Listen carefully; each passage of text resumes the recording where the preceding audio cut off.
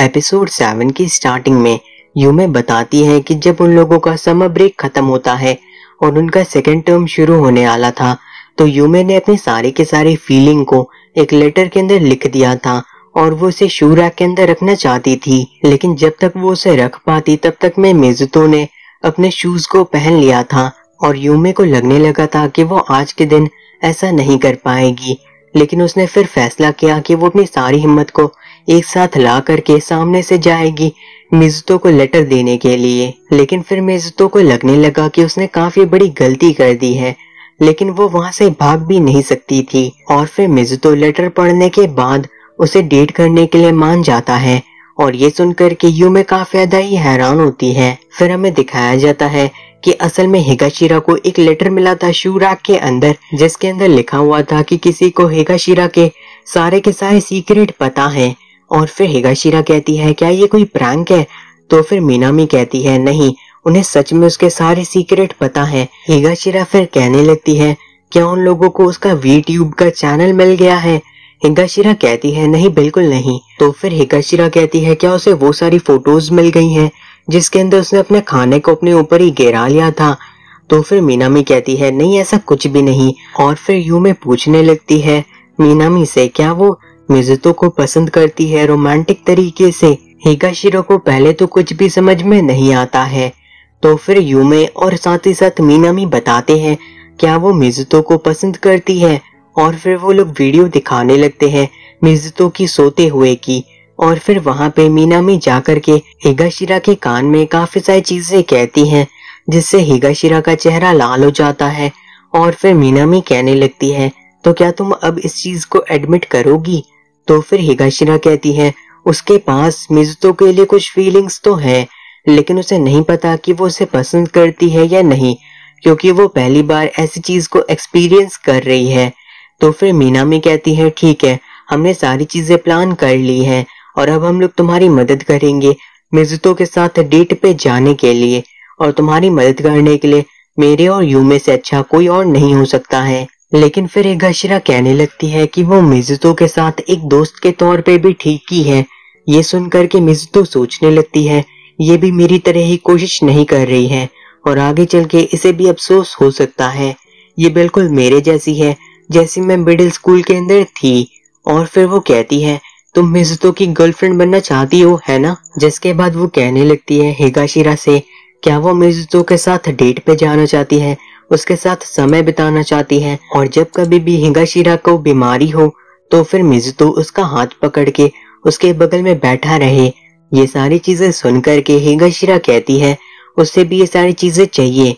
तो फिर यूमे कहती है यानी तुम दोस्त से बढ़ करके कुछ और भी बनना चाहती हो ना? तो फिर हिगाशिरा भी हाँ कह देती है और इस चीज को लेकर के मिनामी काफी ज्यादा खुश रहती है।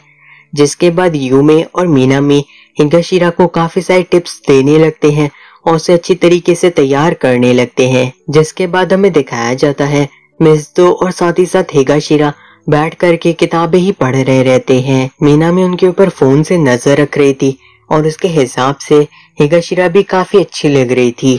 लेकिन मिजुतो को इन सभी चीजों से कोई भी फर्क नहीं पड़ता है। तो फिर वहां पे हिगाशिरा पूछने लगती है उन दोनों से क्या वो सच में बन पाएगी मिजुतो की गर्लफ्रेंड? तो फिर वो दोनों कहते हैं पता नहीं। तो फिर मिनामी हिगाशिरा को और भी ज्यादा टिप्स देने लगती हैं जैसे कि वो ज्यादा से ज्यादा मिजुतो के करीब जाने की कोशिश करे। लेकिन ऐसा करने में ही मिनामी की हालत खराब हो जाती है और वो रोना शुरू कर देती है।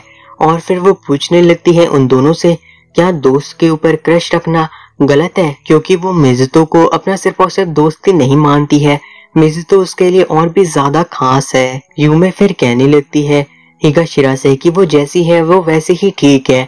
लेकिन तभी वहां पे मिनामी कहती है कि हिगाशिरा को और भी ज्यादा मेकअप की जरूरत है।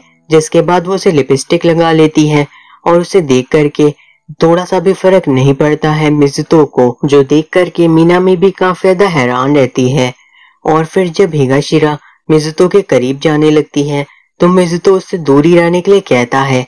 लेकिन जब हिगाशिरा उसकी बातों को नहीं मानती है तो मिजुतो पकड़ करके उसके बालों को खराब कर देता है और कहता है तुमने काफी मेहनत की होगी ना अपने बालों को इस तरीके से संवारने में। और ये सारी की सारी चीजें यूमे और साथ ही साथ मीनामी भी देख रहे थे। लेकिन फिर हिगाशिरा कहती है मिजुतो से उसके बालों को कोम्ब करने के लिए, और वो ऐसा कर भी देता है। उसके बाद हमें हिगाशिरा को दिखाया जाता है जो कि कह रही थी कि उसे नहीं लगता कि वो जल्दी कन्फेस कर पाएगी, जो सुनकर के यूमे कहती है मीनामी से कि उसे और ज्यादा टाइम की जरूरत है। लेकिन फिर मीनामी कहने लगती है यही उसका मौका है, उसे जल्दी से जल्दी इसका फायदा उठाना चाहिए, क्योंकि वो जितनी ज्यादा उसकी दोस्त बन के रहेगी उतना ही ज्यादा चांसेस रहेगा आगे चल के उसके मना करने का। लेकिन हिगाशिरा कहने लगती है कि वो काफी ज्यादा अनोइंग है और साथ ही साथ ऑकवर्ड भी है। ये सुनकर के यूमे कहती है उसे लगता है कि मिजुतो को उसके साथ समय बिताना काफी अच्छा लगता है और शायद वो भी यही चाहती है ना, तो उसे इस बारे में मिजुतो से पूछना चाहिए। और फिर हमें दिखाया जाता है यूमे को जो कि घर के अंदर रहती है और बात कर रही रहती है मीनामी से। यूमे बताती है मीनामी को कि हो सकता है मिजुतो को पहले ही पता चल गया है कि हिगाशिरा उससे कन्फेस करने वाली है, क्योंकि वो इन सभी चीजों को काफी जल्दी समझ जाता है। मीनामी फिर यूमे से पूछती है उसे क्या लगता है मिजुतो इन सभी चीजों के लिए हाँ कह देगा, क्योंकि मीनामी को ऐसा लगता है कि वो ज्यादातर अकेले ही रहना पसंद करता है और उसे किसी भी पार्टनर की जरूरत नहीं है, तो उसे नहीं लगता कि वो इतनी जल्दी एक गर्लफ्रेंड रखना चाहेगा। ये सारी बातें यूमे बैठ करके काफी ध्यान से सुन रही थी। और फिर हमें हिगाशिरा को दिखाया जाता है जो कि काफी अच्छे से तैयार हुई थी और मीनामी और यूमे उसे काफी ज्यादा मोटिवेट करते हैं कि वो छुप करके उसकी मदद करेंगे। जिसके बाद वहाँ पे मिजुतो भी आ जाता है। मिजुतो वहाँ पे आने के साथ ही सीधे ही काम की बात करने लगता है कि आखिर उसने यहाँ पे उसे क्यों बुलाया है। तो फिर हिगाशिरा कहती है क्या उसे वो दिन याद है जब वो लोग पहली बार लाइब्रेरी के अंदर मिले थे और उन लोगों ने वहीं पे पहली बार बात की थी और उन दोनों को ही काफी ज्यादा अच्छा लगा था। नहीं तो इससे पहले सभी लोग हिगाशिरा को सिर्फ और सिर्फ यही कहते थे कि वो काफी ज्यादा वियर्ड और अनोइंग है, लेकिन वो काफी ज्यादा खुश थी क्योंकि उसे कोई ऐसा इंसान मिल गया है जो कि उसकी बकवास को सुन सके। और ये सारी चीजें ही हिगाशिरा के लिए काफी ज्यादा मजेदार थी और वो अपना और भी ज्यादा टाइम मिजुतो के साथ ही बिताना चाहती है। तो क्या वो इसीलिए मिजुतो की गर्लफ्रेंड बन सकती है? ये सुनकर के मिजुतो कहने लगता है कि उसने तो कहा था कि वो मिजुतो को सिर्फ और सिर्फ दोस्ती मानती है। तो फिर हिगाशिरा कहती है हाँ ये बात सच है। मिजुतो कहने लगता है अगर ऐसी बात है तो वो भी बस यही कहना चाहेगा कि हिगाशिरा वो पहली इंसान है जिससे मिजुतो इतनी आसानी से दोस्ती कर लिया था, और उसे लगता है कि अगर वो दोनों डेट करेंगे तो वो दोनों ही काफी ज्यादा खुश रहेंगे, क्योंकि वो लोग अच्छी तरीके से नई नई किताबों को डिस्कस कर सकते हैं। लेकिन वो उससे माफी मांगना चाहेगा क्योंकि वो उसे डेट नहीं कर सकता। वो काफी ज्यादा ही सेल्फिश है और मिजुतो के पास कोई ऐसा इंसान है जो कि उसके साथ पूरे टाइम ही रहता है, भले ही वो इंसान इस चीज के काबिल नहीं है। ये सारी बातें सुनकर के शायद हिगाशिरा को लग रहा होगा कि वो किसी और का इस्तेमाल कर रहा है उससे बचने के लिए, लेकिन ऐसी बात नहीं है।